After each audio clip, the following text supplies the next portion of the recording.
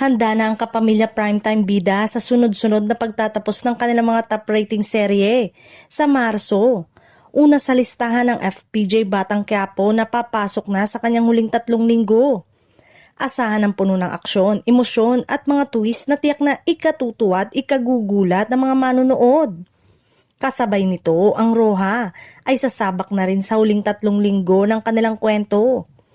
Patuloy ang paglalahad ng kanilang mahuhusay na karakter at kapanapanabik na pangyayari na mag-iiwan ng malakas na impresyon sa audience.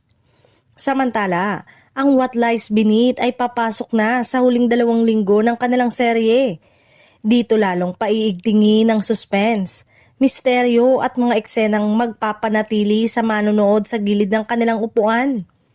Sa panahon ng mga finale, asahan ang sunod-sunod ng pasabog na eksena at emosyonal na kaganapan mula sa bawat serye. Ang bawat kwento ay may kanya-kanyang twist at sorpresa, kaya't bawat episode sa huling linggo ay magiging espesyal at hindi malilimutan. Bukod sa kwento, abangan din ang mga espesyal na guest appearances at plot twist na karaniwang inihahanda ng Kapamilya Team, lalo na sa mga seryeng pinangungunahan ng malalaking pangalan sa industriya. Ang mga sorpresa na ito ay magdadagdag ng excitement sa mga loyal na taghanga.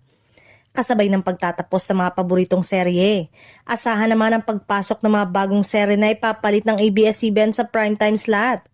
Ito ay magbibigay ng panibagong kwento, karakter at pasabog na siguradong tatangkilikin ng mga manonood.